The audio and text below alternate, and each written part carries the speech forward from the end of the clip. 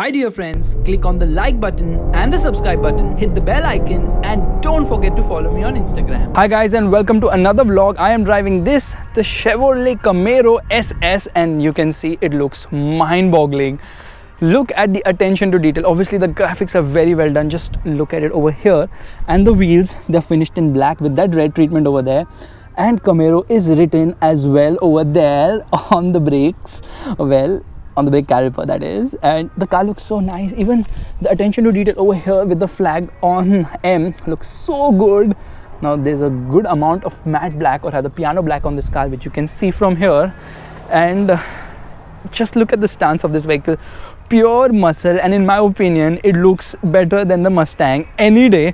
In fact, in multiple tests people have said that the Camaro is better than the Mustang. Well, we will find that out soon. Now you can see it gets twin exhaust at the rear, blackened out treatment. The Chevrolet logo is also black on this particular car. SS badging over there, gets a roof spoiler, and while the antenna is placed over here. Little dirty, yeah, but the car looks mind-boggling, doesn't it? And we have a non-convertible, a regular coupe version of the car. The antenna is placed over there. Now the antenna is placed over here because of the roof which opens. And again, the attention to detail on this car is really nice. Flared wheel arches. The alloys are not finished in black on this car, but the brake calipers are finished in red, and I think it says Chevrolet Performance over there. You can see Camaro written over here. And the design of this car is something really unique. See the lights, projector setup, gets this DRL ring as well, and the Chevrolet logo is finished in black for performance. Now I'll show you a very cool feature about this car. Press this lock button once and keep this pressed for 5 seconds. And the car has turned on. That is extremely cool. And guess what?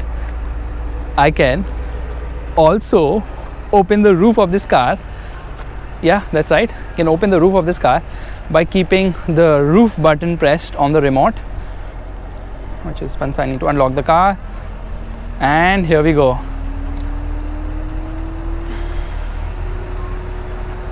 You can see this. Another very cool feature about the Camaro. There you go. The roof has been opened, and let me figure out how to open the boot. Okay, I pressed this twice. So the boot has been opened now. The boot is like really very small. I mean, I don't think I can keep anything over here. And let's quickly get inside the car. So you have to pull this for the hazard. As you can see, there isn't much space in the rear, just like the Mustang. I mean, nobody can sit over here. And I need to push the seat all the way behind. Actually, it is pushed all the way behind. Door pockets aren't large enough. This is the button to open the boot. These are the switches for the power windows, and these are the controls for the rear view mirror. This is for lock unlock. The door handles feel very nice and chunky. And let me quickly show you the interior of this car. So as soon as you get inside, it says Camaro over there. It gets a Mylink infotainment system. The air conditioning is working very hard and fast, so let me turn that off. Air conditioning is off, as you can see. Okay, audio system is turned on. So as you can see, the cluster is nice, and it says it's connected to Wi-Fi network. So there's a tachometer on the left, which is in demonstration mode, connected by OnStar's high-speed 4G connection. Thank you so much. Please don't talk. Let me talk. This is my show. Anyways. Say command or say help. Okay, now I know why Chevrolet left India, because they talk too much. Session ended. Goodbye. Okay, bye. Anyways, on the right we have a speedometer. On the left we have a tachometer marked all the way to 6,500 RPM. On the top we have got a meter for the fuel gauge, as well as the battery and the oil temperature, as well as the engine temperature. We get a digital speedometer here as well. Now to browse through this menu, which button do I press? It's so confusing. Okay, so it has a timer, tire pressure, and it'll tell you how much fuel in the car, how much is remaining oil in the engine, like the life of the oil in the engine. We have trip computers over here. Meanwhile, you get beautiful shocks. These are for the wipers. This is for, of course, the headlight. And the cabin actually feels very nice, and of course very airy as well. Frameless, inside rear view mirror, auto dimming, of course. No, it's not auto dimming. I have to dim it. It says on and off. It also has SOS written over there. The glove box isn't very large enough, I would say, and there is a center armrest which opens up to reveal some space. Again, not much space. Twin cup holders over here. There's a charging socket, 12-volt charging socket. This is for the handbrake. Now we have multiple modes. Let me get into the mode thingy. So drive mode, we have tow, track, snow and ice. And you can turn off traction control using this button. This is the hazard light switch. These are the controls for the air conditioning. Right now it's low. Let me increase the temperature. Here we go, 62, 63, because obviously it's in Fahrenheit. This is a dual zone climate control system. Right one is not working right now. There's an audio system here as well, touchscreen system, very legible, and seems to work quite well as well.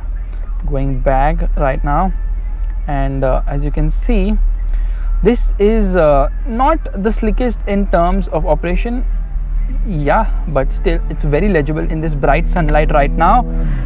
And every time I try to concentrate, something loud goes away around from far. Anyways, you can see the cabin is a nice place to be in. The seats are extremely comfortable as such, and let me adjust them right now. So I've pushed them all the way behind. Any further I will push and I will pop out of this very car. Let me do the next best thing, which is rev the engine. And yeah, it does sound nice. It will rev till only 4000 RPM, and I think you guys need to see the engine. So to open the engine again, I need to struggle to find. Okay, there it is. So turned off the car right now. You can see the interiors are a nice place to be in, but some of the Mustang's interiors feel much better. The horn isn't that great, but nobody really uses the horn in America. And frameless doors, obviously, because it's a convertible. Now I'll just open the engine bay for you right away. And here you go, hydraulic struts, Camaro written over there. Now this is the top of the line V8 engine, which is 6.2 liters, produces 455 horses and is quite fast. So let's see what this engine is really capable of by driving it around over here, although I might not be able to give it the beans. And you can see there are air vents. They are functional air vents. They're not fake air vents at all. And somehow I'm not able to push this hood down with too much enthusiasm because the car is so sexy. But here, finally we close it. Let me turn on the light and show it to you. Lights turned on. Nice lights for sure. Okay, let's get driving. Enough of talking. Let's just get driving. So we are all set to drive it. And you can see it is very tail happy, just like its sibling, the Mustang. And when I was driving the Mustang recently, you know how much it was just wagging its tail all the time. Now this car feels quite easy to drive, unlike the Mustang. The steering has good amount of feel. The engine feels peppy, of course, and most importantly, you know, there's good amount of torque lower down. Every time you put little effort on the throttle, now there is this sound from the motor. The engine is like, okay, let me lose right now, I just want to go. That's how it behaves. And with 455 horses and a 6.2 liter V8 engine, definitely the Camaro is having a lot of punch on offer. So what's the speed limit over here right now? 30. Can we just put the roof up, because a lot of wind would be coming in my mic. What's the limit like over here? It's like 45. 45, all right. The response is immediate. However, the gearbox isn't the quickest in terms of shifts, and you obviously get controls on the steering with the paddle shifters, but somehow the response isn't that quick. And obviously, being an American car, you can expect that, because American cars usually don't have the quickest of gearboxes around. But drive it normally and it actually feels very sedate. It doesn't feel like, you know, it has a V8 engine. And again, now these are the characteristics of the latest muscle cars from America. Even the Mustang, you know, feels very sedate when you drive it normally, unless and until, you know, you get hard onto the throttle, and that's when, you know, all of a sudden it turns. It's like the Mr. J and height characteristics. All of a sudden it like turns on the switch and goes. So like you can see, driving now very sanely, and we are at just 1200 RPM in 6th gear, doing 40 kilometers per hour, sorry, 40 miles per hour. Little bit throttle, and there it picks up pace.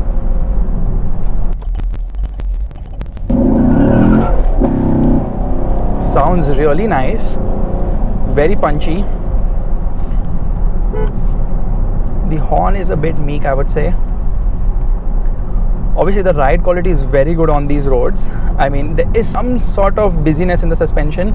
Like you can see some sort of vertical movement. Obviously, it's very, very, very stiffly sprung. And on the track, it actually performed better than the Mustang. The brakes also offer good stopping power, very sure-footed. So let's drop some gears. Here we are in 2nd. and it says shift denied.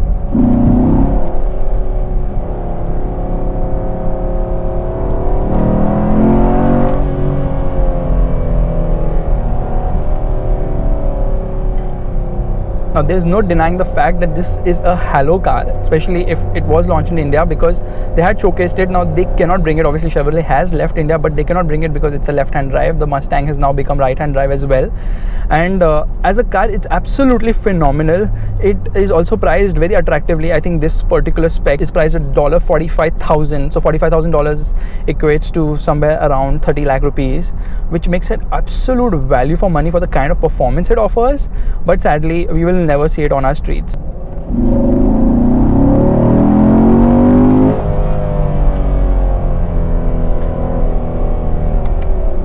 Is that a Charger?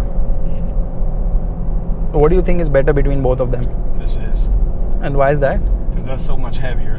It weighs a lot more than the Camaro Mustangs. It's just a heavy car. But doesn't it produce way more power? Yeah, but it's still a heavy car. So this one will beat it any day. That's around the curves, right? Mm-hmm. What about the straights? I'm not sure.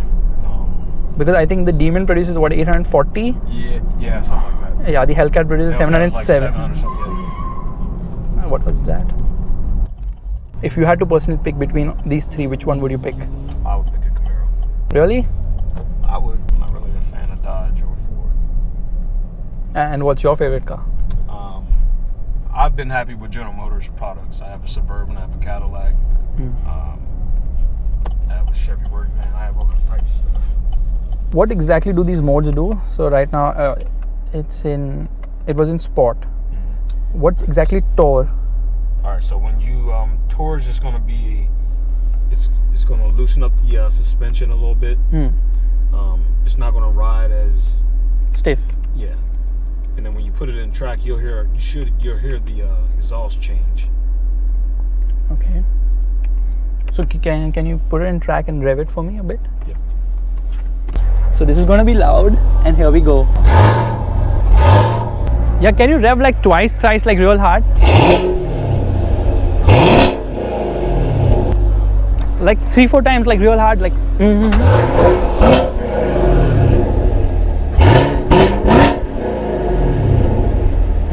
Well, that is some exhaust, guys, and if you like this video, you know what you have to do. Give it the thumbs up and also subscribe to the channel. I will see you in the next video. Bye bye.